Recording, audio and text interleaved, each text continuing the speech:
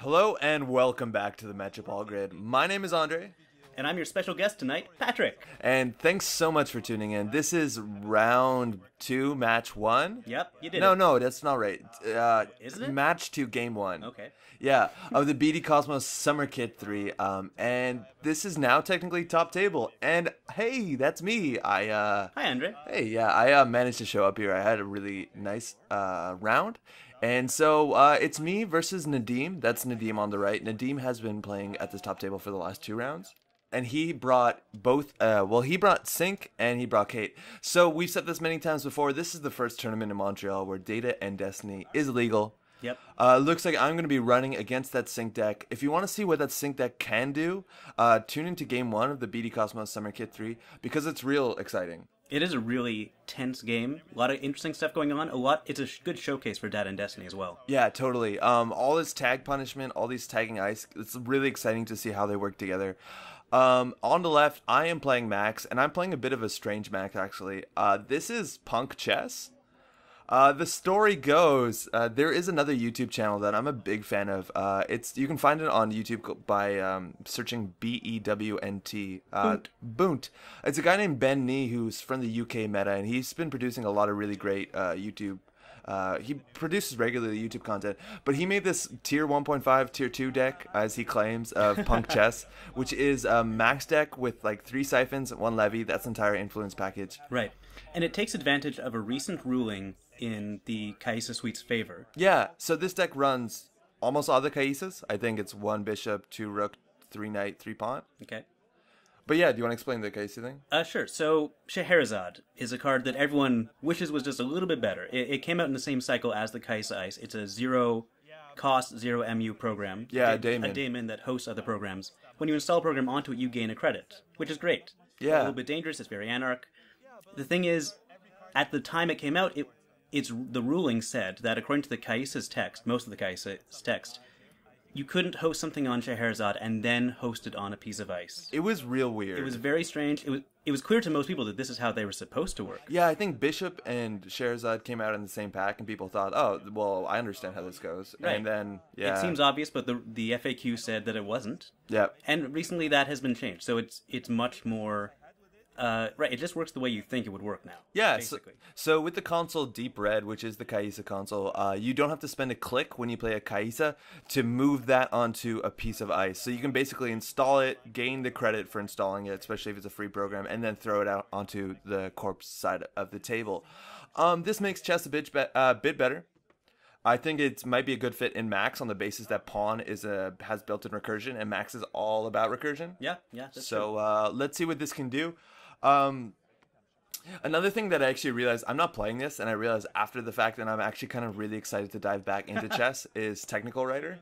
Oh yeah, Technical Writer. Because you cycle pawns all the time with Technical Writer, you trash a pawn to install a new pawn, and with Technical Writer, that can be a good economic engine. I've actually recently added Technical Writer to my Geist deck. It's so much faster than Underworld Contacts. Yeah. It gets things rolling faster. So Technical Writer in Pawn Max, that sounds great. Yeah, I'm really excited. And now I want to play Exile even. Yeah, no, Exile Pawn combo, it can work pretty well.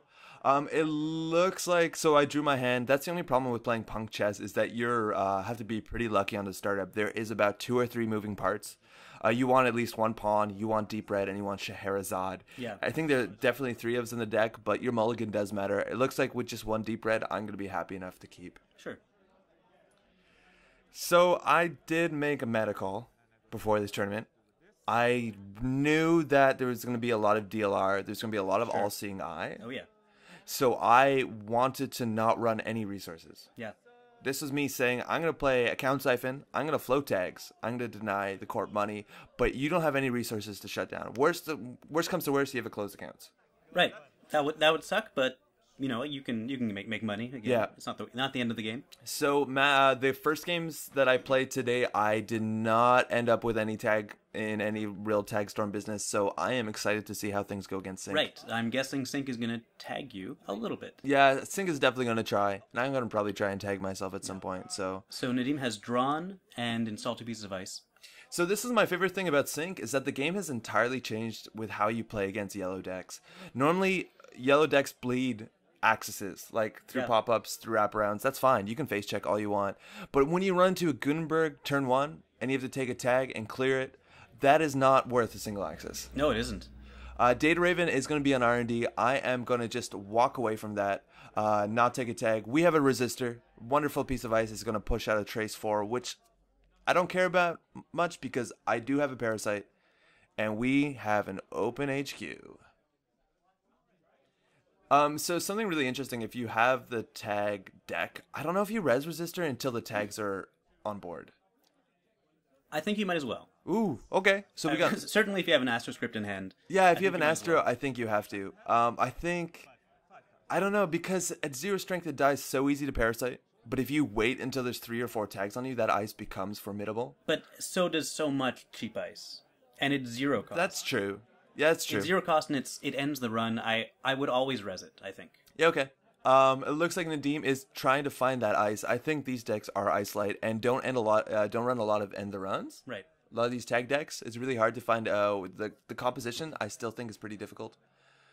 So it looks like he might have stuff in his hand that he wants to protect. Needs to find that ice. Right. I think I see at least one agenda in there. I can't really tell right now. Yeah, there's a lot of other stuff. There's some money. I think there's Data Raven, a lot of Sweeps Week, and you're going to bin a lot of cards. Oh, boy. And with the introduction of a news team, I would much rather run Jackson than run Archives. Yeah. Yeah, of course. That makes sense to me. Because News Team is so dirty. News Team does fire from the Archives, and you don't want to run that and take 2 tags and or -1 agenda points. Not right. and or. You have just binned a deep red, so now he's thinking something weird is going on. Yeah, this is the first time. Nadim sees that and he's like, oh, this is a chess deck? How do you play against a chess deck? It's been a long time. It's been a real long time. I don't think anybody... I think a lot of people still don't know what all the chess cards do. And I mix up rook and bishop every time. Yeah, that's true.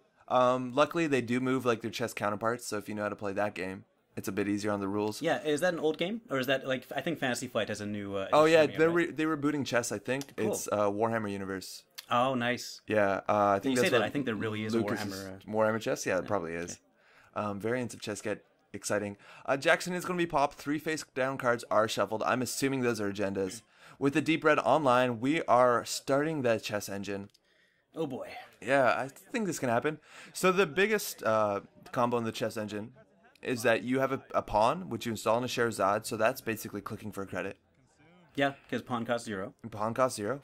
And then you make a run, and then the pawn advances up a central server. And if it reaches the end of the line, you can install a Kaisa from your grip or from your heap. So if you have another pawn going down in your heap, you can start replacing that pawn. Right, just cycle it. And that goes on the Sherazade again, and then you have basically a Desperado. Mm-hmm. A really clumsy Desperado that I like for some reason.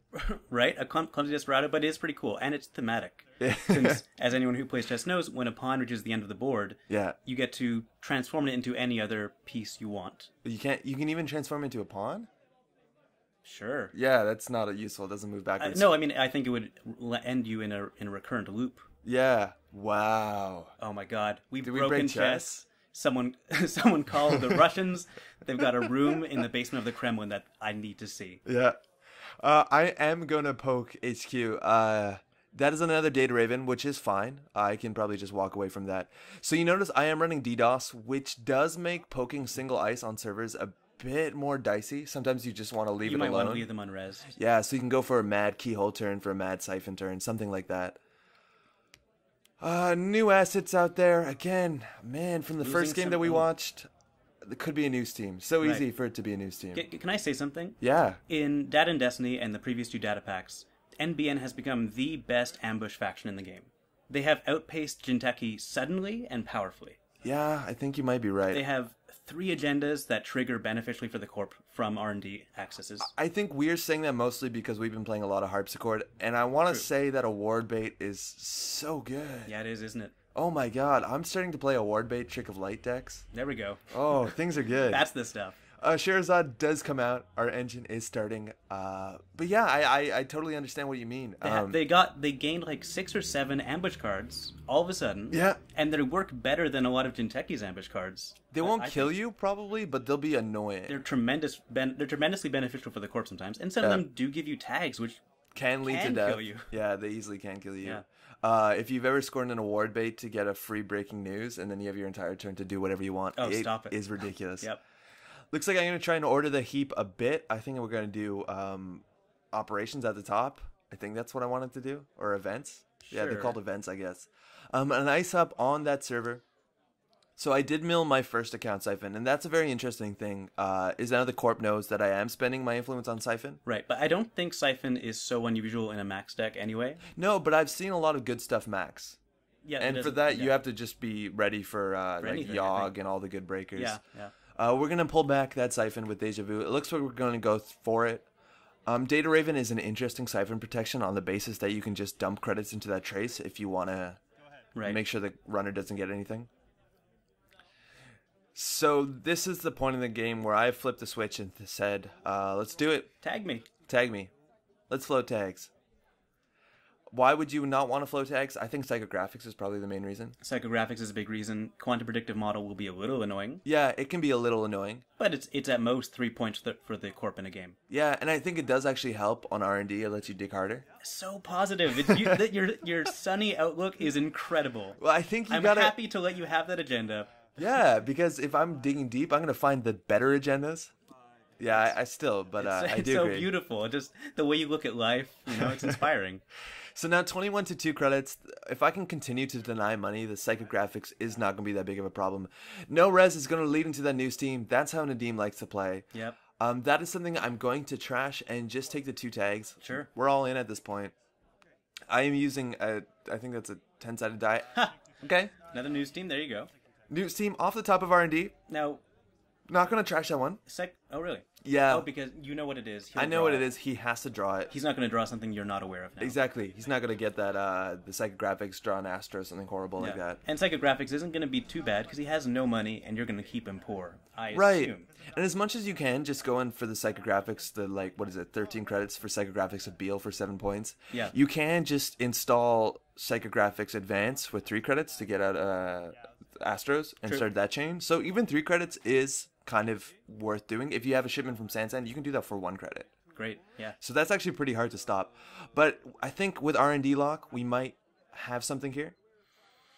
It's worth noting that for all the on-encounter tags on Data Raven, Nadim just chose to give them to me immediately. That's true. So I'm going to have some nice dye that I borrowed from Nadim on my identity, and those are just going to start piling up. Right. Crashing that Caprice, going in for a deeper dig. Yeah, with medium, let's dig deep. This is rough. I do have money. I can trash all this stuff. Another news team. 3 news teams. Good for him. That was like top 15 cards, 3 news teams. So this is where we're going to find out what Sync can do. I think we're about 5-6 turns in, and I already have about 19 tags, maybe. Gutenberg's not going to do much. Eli might be a help. You're burning through R&D right now. Yeah, so every time I'm running, taking 2 tags, we're not bothering with any of that trace stuff. I don't care about tags at this point. And the tags are going to pile on. So, how many cards scale with tags? You've got quantum predictive model. You've got psychographics. Yeah, but like with number of tags. I think psychographics... Oh, at scale like that? Resistor is now really, really, really hard to deal with. My main breaker is Knight. Shoot the Moon, but people don't play that very much. Yeah, it's a strange deck. The thing is, with my Knight, I cannot break now a strength, 9 resistor. It is now, I have to trace. Oh, and information overload is brutal. That is brutal. That card can ruin you. Yep. Normally, I'll run something like Faust and think like, oh, I'll be fine. And then suddenly there's, because it scales with subroutines, right? Yeah, it has more subroutines. Yeah, so what do you do? Nasty. Oh my god, you put that in front of an end of the run, you're golden. So now it's a race. If I can see the agendas before Nadim can draw a resistor and information overload psychographics, we might be in an okay spot. I really don't know how Tag Me is going to go. No, it's hard to say at this point. Now he has money. He's in a good spot. Okay, you're going to take that money away. That's fine. So the problem with taking money is that I do have a siphon. I think there was 2 siphon in a row. Like I think I milled a siphon, drew a siphon. I might be wrong. No, I think I'm wrong. I think you are wrong. Yeah, okay. So luckily I did just top deck that siphon. Nadim not going to sink his credits into that trace. Okay. We just keep going on R&D, I guess. Yeah. Hey, look at that. Whoa. Oh boy, this equation has melted my math head ever since the core set came out. And I'm not bad at math. No, double medium, yeah. This is N Nadim. +1. Yeah, oh, no. Nadim has to look at that and be like, okay, so how many do you access? Yeah. It does get a bit confusing. Let's dig some deep cards. Eli Gutenberg. Okay. Ooh, Archangel, there we go. Archangel. I forgot about that, so we have to rewind a bit. Archangel is pretty useful here on the fact that if he can bounce the Sherazade, both of those mediums are thrown into the trash. That would be fantastic. It would be fantastic. However, I do have many more credits than Nadim does. So if anything, this is just going to be a financial tax. Can I ask something really quickly about the rules? What's up? So when you access Archangel, you're forced to encounter it, let's say. Yeah. And you cannot use breakers to break that subroutine now? No, I think you can. Okay. Yeah, you encounter it, so you can't break it. Okay, so it is a full normal Yeah, encounter. it's a normal encounter. It just has a whole lot of other rules that are crazy and... Yes, that's a 15 minutes. That's pretty good. The only other rules involve the fact that it's not considered in front of the server. It's in the server, I think, technically. Right. But and things like chum work. Oh, boy, stop. Chum. Yeah, chum into Gutenberg TLDR works. TLDR works.